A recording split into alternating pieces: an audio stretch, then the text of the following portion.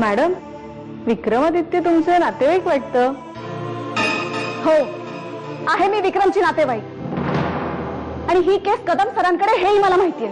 आता काय कदम साहेब स्वतःच इन्व्हेस्टिगेट करतायत म्हटल्यावर विक्रमादित्यांची सुटका होणं मला जरा अवघडच वाटतंय. सर, तुम्हाला विक्रमादित्य बद्दल काय माहितीये? मला माहितीये विक्रम निर्दोष आहे. कदम सर खरंच जर प्रामाणिक असतील तर मी विक्रमचं गुड लक समजेन. पण आता कदम सर किती प्रामाणिक आहेत हे आपल्याला ह्या केसच्या तपासानंतरच कळणार आहे. काळजी वाटते ना तुम्हाला विक्रम भाऊजी आणि देवयानीची? नका काळजी करून येईल भाऊजी, आम्ही आहोत ना इथे. आज देवयानी आली आपल्या घरात. बघा तुम्ही, अशीच लवकर रागिणी पण येईल.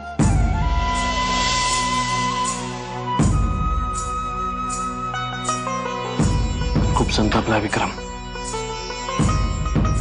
त्याची काळजी घ्या. देऊचा फोन आला होता आता. ती सांगत होती की तिला घेऊन विक्रम राजेश शिर्केंच्या घरी राहायला गेलाय, तेही जबरदस्तीनं. आता विक्रम आणि रणवीर राजे यांच्यात अधिकारावरनं वाद सुरू झालेत. आता कुठपर्यंत हे जाणार, काय पुढे होणार कोण जाणे. पुढे काय होणार? आजपर्यंत राजघराण्यात जे होत आलंय तेच होणार. भावाभावांमध्ये प्रॉपर्टीवरनं लढाया होणार आणि बायकांवर विधवा होण्याची वेळ येणार. अभिलाषा, तू काय बडबडतेस? या वादाची सुरुवात देवयानीच्या लग्नापासून झाली. तिने सरळ इथे निघून यावं म्हणजे हा वाद कायमचाच मिटेल. अभिलाषा, उगाच काहीतरी बोलू नकोस. ह्या गोष्टी तुम्हाला कशा कळत नाहीत? विक्रम, मला अजूनही वाटतं इथे येऊन तू चूक करतोयस. तुझा फक्त हट्ट पूर्ण करण्यासाठी तू इथे घेऊन आलायस मला. विक्रम, प्लीज चल आपण आपल्या घरी अजिबात नाही. आजपासून आपण दोघं इथे राहणार आहोत या घरात.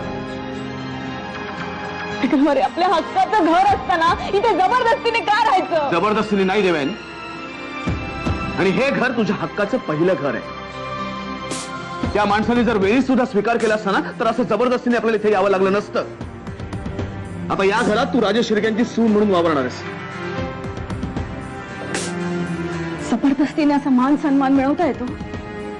एवढं सोपं वाटतं तुला सगळं?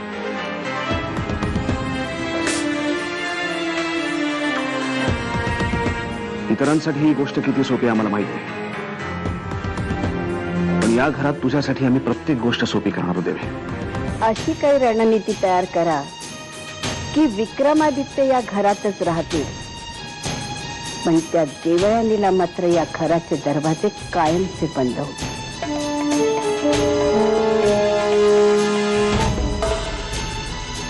विक्रमलाच चहा हवा होता. मी करून देते. नाही नाही, तू करू नको, मीच करते. फक्त मला सांग कुठे काय ठेवलंय ते.